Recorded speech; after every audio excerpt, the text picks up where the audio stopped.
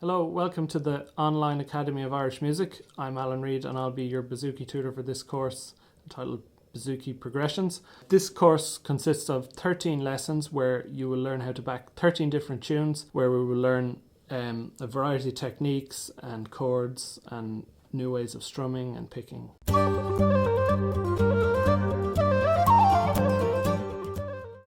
Further ado, we're going to start now with our tune The Mountain Road, which is in the key of D. So the tune sounds like this.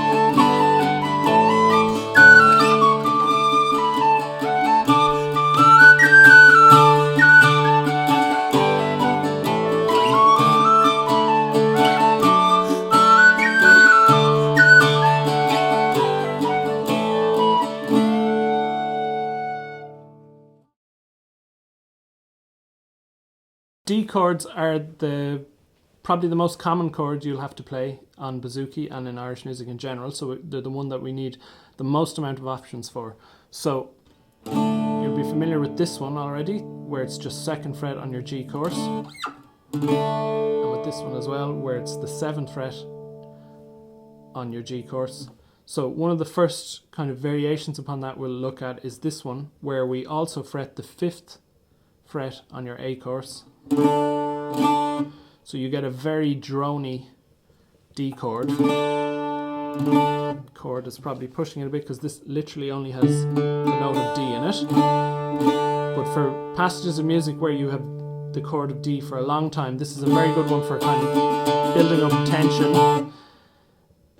and then you can release it by then playing the actual notes of the D chord. So that's a nice option for D, and that's very easy to switch between this and that one because there's just one finger in the difference. You go from just the 7th fret on your G course to 7th fret on your G course, also fretting the 5th fret on your A course, and then switching between your lowest one to that one and then the droning one. It's quite possible. So for the likes of Mountain Road and the B part, where we had a long period of just D chords, you know,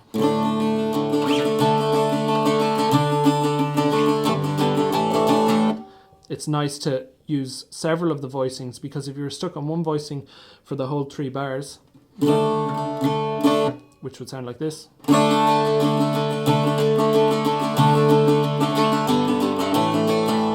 while there's nothing wrong with it, it mightn't be what you want to do every time. It would be nicer to change it up sometimes.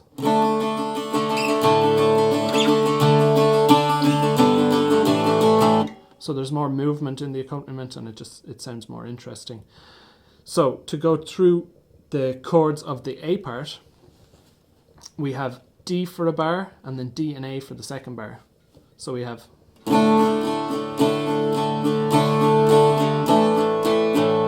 so it's a reel. So as with all tune types, when we're strumming, we always start with a downstroke. So a reel is no exception. So we have down, up, down, up, down, up, down, up. So we always start with a downstroke because we want the beats in a reel to always land on the downstroke, because that's where the chords sound their best. So we have a bar of D and then a bar of D and A.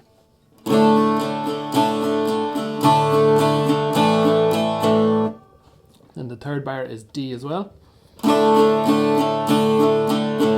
Then we have G and A. So G and A. So the A part, that first round would sound like.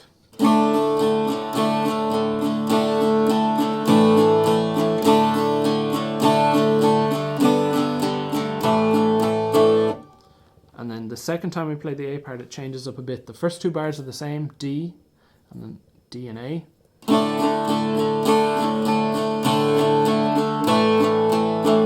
Then we'll go D, G, A,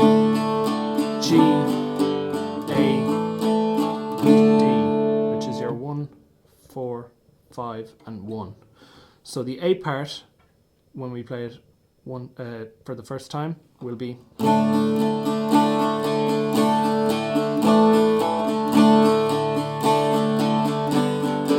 And the second time.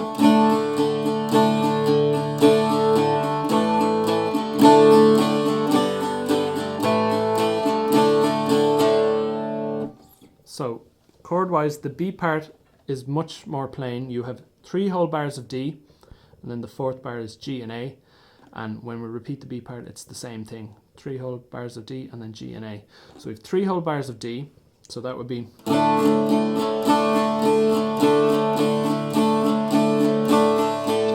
then G and A, then it happens again.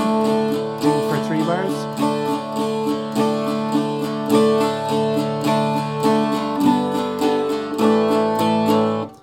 So them 3 bars of D, that's where we want to start using our new D voicings. So maybe we could start with the lowest voicing, then we're going to move up, then we're going to employ our droned voicing. So we have. Then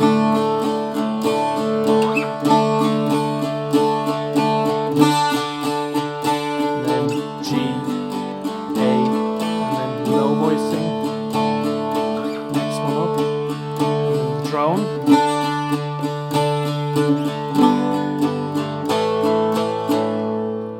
So it's important to practice the backing of this tune and the chords we've just went through, along with the melody track, which you'll find in the play along backing track section of the website.